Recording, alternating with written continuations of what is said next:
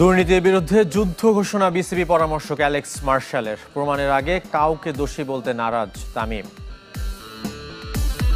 কতটুকু অথেন্টিক তাদের রিপোর্টও বা যা বলছেন আসলে এরকম কোনো কিছু ঘটেছে কি ঘটে নাই, আর যদি ঘটে থাকে তখন অবশ্যই এই জিনিস নিয়ে কথা বলবেন। নেদারল্যান্ড সিরিজে খেলছেন না মেহেদী মিরাজ। সিলেট গেল দল, টপ এন্ড টি-20তে জিতেছে বাংলাদেশ এ।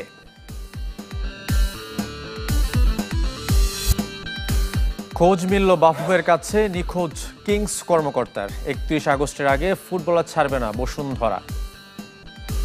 কাজ শুরু করেই দুর্নীতির বিরুদ্ধে জিরো টলারেন্সের ঘোষণা বিসিবি দুর্নীতি দমন ইউনিটের পরামর্শক অ্যালেক্স মার্শালের। একই দিন ক্রিকেটার ও কোচিং স্টাফের সাথে বৈঠকে বসেছিল ক্রিকেট বোর্ড। চালিয়েছে জরিপ। দেশের ক্রিকেটের প্রকৃত চিত্র তুলে আনতেই এই প্রচেষ্টা, দাবি সভাপতি আমিনুল ইসলামের। ক্রিকেট বোর্ডের ব্যতিক্রমী উদ্যোগ, 5 তারকা হোটেলে share and care session. Cricketer, coaching staff ও বিসিবির কাজের মূল্যায়নই যার উদ্দেশ্য।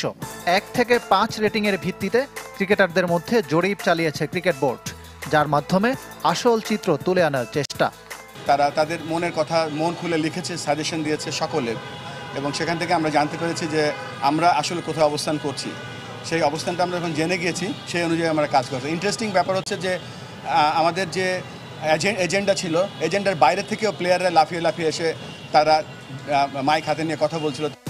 গুরুত্ব পেয়েছে উইকেট। বিকেএসপিতে গিয়ে ডিপিএল খেলার বিড়ম্বনা, ঘরোয়া ক্রিকেট নিয়েও মতামত তুলে ধরেছেন ক্রিকেটাররা। রেসপেক্টিভ যেই ডিরেক্টর আছে তারা উত্তরও দিয়েছে। তো সব কিছু মিলিয়ে এভরিবডি ইজ ভেরি হ্যাপি। এইসব ছাপিয়ে আলোচনায় ফিক্সিং ইস্যু। আইসিসি দুর্নীতি দমন ইউনিটের সাবেক প্রধান অ্যালেক্স মার্শাল দায়িত্ব নিলেন বাংলাদেশে। প্রথমবার ক্রিকেট বোর্ড ও ক্রিকেটারদের সাথে আলোচনা শেষে দুর্নীতির বিরুদ্ধে জিরো টলারেন্সের ঘোষণা দিলেন ইংলিশম্যান।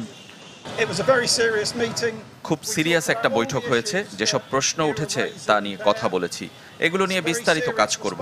আমরা একমত হয়েছি খেলাটাকে সুরক্ষিত রাখার জন্য যা যা করার সব করব। অ্যালেক্স মার্শালের প্রথম অ্যাসাইনমেন্ট বিসিবির দুর্নীতি দমন ইউনিটকে ঢেলে সাজানো আর রূপরেখা ঠিক করা। শিক্ষা, সুরক্ষা ও শাস্তি, এই 3 মূলনীতির ভিত্তিতে দুর্নীতি দমনের পরিকল্পনা। আগামী 3-4 সপ্তাহের মধ্যে দুর্নীতি দমন ইউনিটকে গড়ে তোলা হবে। এডুকেশন ও প্রোটেকশনের উপর আমরা গুরুত্ব দেব, আর অবশ্যই কেউ নিয়ম ভঙ্গ করলে শাস্তির মুখোমুখি করব। আগামী সপ্তাহে রিপোর্ট জমা দেবে বিপিএল ফিক্সিং তদন্তে গঠিত স্বাধীন কমিশন। যদিও এরই মধ্যে গণমাধ্যমে উঠে এসেছে দুর্নীতির নানা অভিযোগ, তবে প্রমাণ হওয়ার আগে কাউকে দোষী সাব্যস্ত করার বিপক্ষে তামিম ইকবাল। কতটুকু অথেন্টিক তাদের রিপোর্টও বা যা বলছেন আসলে এরকম কোনো কিছু ঘটেছে কি ঘটে নাই, আর যদি ঘটে থাকে I am sure with time যখন এটা যে কমিটি আছে ওনারা যখন সাবমিট করবেন ক্রিকেট বোর্ডকে, আর এটা যদি পাবলিশ করে মিডিয়াতে বা পাবলিকলি, তখন অবশ্যই এই জিনিস নিয়ে কথা বলবেন। দলের নাম আসার প্রতিবাদ করেছে গত আসরে প্রথম অংশ নেয়া ঢাকা ক্যাপিটালস। পারিবারিক কারণে নেদারল্যান্ড সিরিজে খেলবেন না মেহেদী হাসান মিরাজ। তাকে ছাড়াই দল চলে গেছে সিলেটে। সন্তান সম্ভব স্ত্রীর পাশে থাকতেই ছুটি নিয়েছেন মিরাজ। এশিয়া কাপের দলে যোগ দেবেন বলে আশাবাদী বিসিবি। এদিকে বুধবার থেকে সিলেটে শুরু হবে ক্রিকেটারদের ক্যাম্প। নেদারল্যান্ড সিরিজ ও এশিয়া কাপের জন্য 1 সপ্তাহের মধ্যে চূড়ান্ত দল দেওয়ার কথা নির্বাচকদের। টি-20তে বাংলাদেশের সাম্প্রতিক ফর্ম এশিয়া কাপে আশাবাদী করছে সাবেক তারকা ক্রিকেটারদের। ওপেনিং জুটিতেও আস্থা ফিরেছে মনে করেন আতাহার আলী খান। তবে পাওয়ার হিটিং কোচ জুলিয়ান উডের কাছ থেকে দ্রুত ফল আশা করার বিপক্ষে হাবিবুল বাশার। টি-20 ফরম্যাটে এই বছরটা বাংলাদেশের জন্য অনেকটা রোলার কোস্টার রাইডের মতো। আরব আমিরাতের কাছে সিরিজ হার, পাকিস্তানে হোয়াইট ওয়াশ হওয়ার পর সম্প্রতি ঘরে বাইরে শ্রীলঙ্কা, পাকিস্তানের বিপক্ষে ব্যাক টু ব্যাক সিরিজ জয়, যা নতুন করে স্বপ্ন দেখাচ্ছে সাবেক ক্রিকেটারদের। যখনই একটা প্লেয়ার, একটা টিম যদি উইনিং স্টেপটা নিতে পারে তাহলে কনফিডেন্সটা ভালো থাকে। আশা করবো এই কনফিডেন্স নিয়ে এই মোমেন্টামটা ধরে আমরা এশিয়া কাপ খেলতে যাব। বাংলাদেশ এখন যেই ক্রিকেট খেলছে, যেই ধরনের যেই ঘরানার ক্রিকেট খেলছে, এইভাবে খেলতে পারলে ভালো কিছু করা সম্ভব। দীর্ঘদিন ধরে অধারাবাহিক ওপেনিং জুটি, তবে একসঙ্গে জ্বলে উঠতে না পারলেও ঠিকই ঝলক দেখাচ্ছেন তানজিদ তামিম, পারভেজ ইমনরা। সঙ্গে তাদের টি-20 মানসিকতায় ভরসা রাখছেন আতাহার আলী খান। দুজন বাতি ব্যাটার, দুজনই এক্সপ্লোসিভ ব্যাটার, দুজনই মনে হয় টি-20 টাইপ অফ ক্রিকেট খেলতে ভালোবাসেন, এবং ওরা যদি কন্টিনিউ করে এই ফ্যাশনে তা আমি মনে করি একটা পার্মানেন্ট একটা সলিউশন হয়তো বা বাংলাদেশ টিম পেতে পারে। এশিয়া কাপের প্রস্তুতির মঞ্চ হতে যাচ্ছে সিলেট। আবুধাবির কন্ডিশনের সাথে কতটা মানানসই হবে লাক্কাতুরা?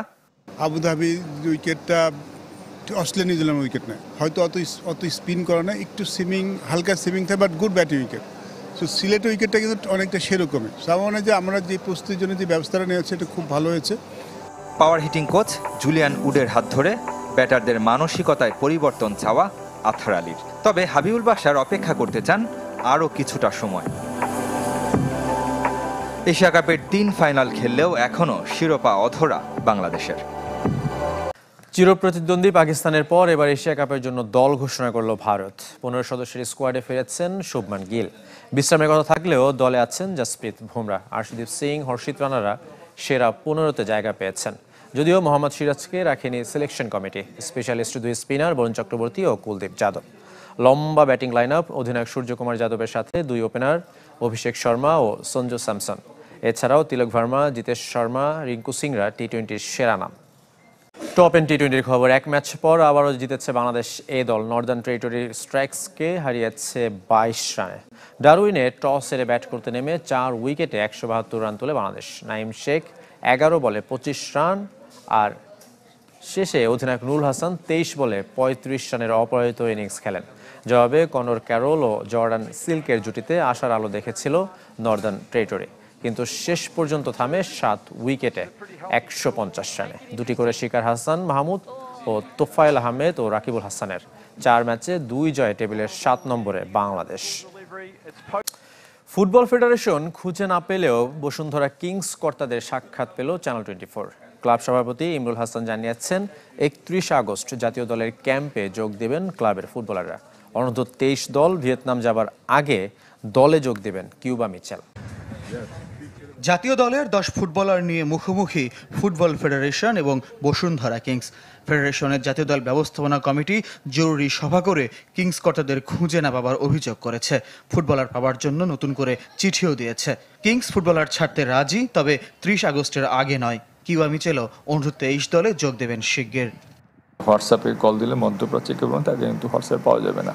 তো আমার নাম্বার রোমিং করা থাকে সারা ওয়ার্ল্ডের যেখানেই থাকি, আমার নাম্বারে ফোন দিলে কিন্তু অবশ্যই পাওয়া যায়। 30 তারিখ পর্যন্ত প্রি সিজন চলার পরে আমরা 31 তারিখ থেকে প্লেয়ারদেরকে জাতীয় দলের জন্য ছেড়ে দেবো। কিউবা মিচেল কিন্তু সরাসরি ইউকে থেকে কাতারে এসে দলের সাথে যোগদান করছে। এখনও সে কিন্তু ক্লাবের পরিবেশ, ক্লাবের সুবিধা দিবে এটা কিছুই কিংবা ক্লাব অন্যান্যদের সাথে পরিচিত হয়নি। তো আমরা বলেছি যে কিউবা আমাদের সাথে ঢাকা ফিরে ক্লাবের সব কিছু দেখাশোনা করে ক্লাবের সাথে একটা বন্ডিং করে তারপরে আমরা কিউবাকে ছেড়ে দেবো।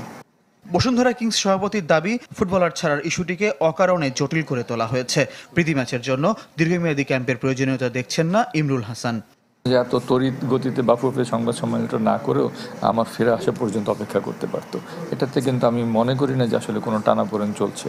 আমার মনে হয় যে এটা কিছুটা তড়িৎ পদক্ষেপের কারণেই কিংবা কিছু কিছু অতি উৎসাহী কর্মকর্তার কারণে এটা হয়েছে। আসলে এটা একদমই সহজ ব্যাপার। সেপ্টেম্বরে উইন্ডো আছে, অক্টোবরে উইন্ডো আছে, নভেম্বরে উইন্ডো আছে।